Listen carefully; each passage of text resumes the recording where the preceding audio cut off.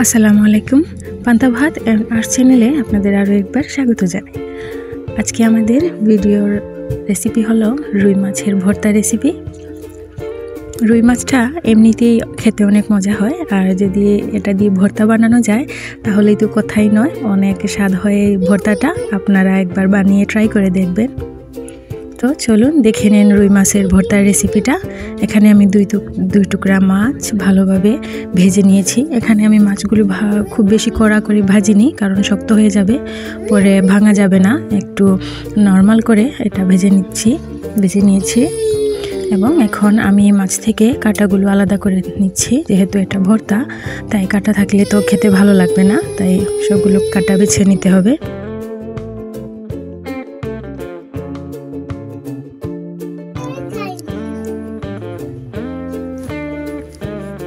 ভালোভাবে দেখে শুনে মাছগুলোর কাঁটা ভালোভাবে বেছে নিতে হবে।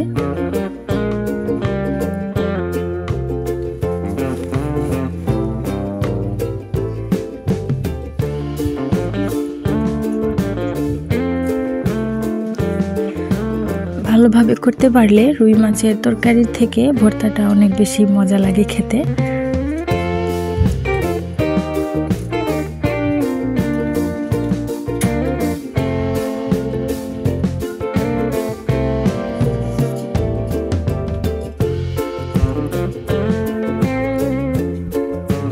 এবার মাখানোর পালা।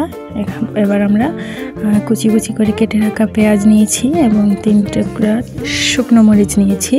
আপনারা ঝালের পরিমাণটা আপনাদের স্বাদ অনুযায়ী দিবেন। এবং এখানে লবণ দিয়ে ভালোভাবে মরিচগুলোকে ভেঙে নিচ্ছি। আমি যে কোনো ভর্তায় সবসময় হাত দিয়ে মাখাটা প্রেফার করি। আপনাদের যদি স্কিনে কোনো অ্যালার্জি বা কোনো সমস্যা হয়ে থাকে তাহলে আপনারা হ্যান্ড গ্লাভস বা পলিথিনের ব্যাগ ইউজ করতে পারেন। এবং সবগুলো ইনগ্রিডিয়েন্টস ভালোভাবে মাখিয়ে নিতে হবে। ভর্তা মাখানোটা যত বেশি ভালো হবে, ভর্তার স্বাদটা ততই বেশি হবে। তাই মাখানোর মধ্যে কোনো প্রকার কম্প্রোমাইজ করা যাবে না।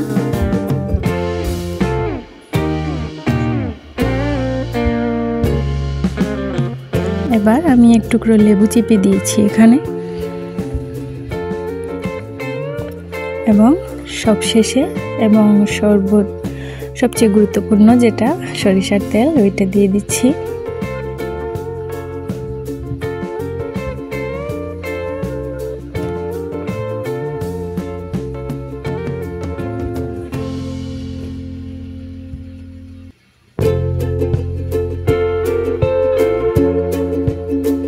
খুব ভালোভাবে মাখানোর পর এই তো রেডি হয়ে গেল আমাদের রুই মাছের মজাদার এবং সুস্বাদু ভর্তাটা। এই ভর্তা আর গরম ভাতের সাথে খেলে আপনারা নিমিষেই 1 প্লেট ভাত খেতে পারবেন। আশা করি আপনাদের ভিডিওটি ভালো লেগেছে। যদি ভালো লেগে যায় একটা লাইক দিতে ভুলবেন না।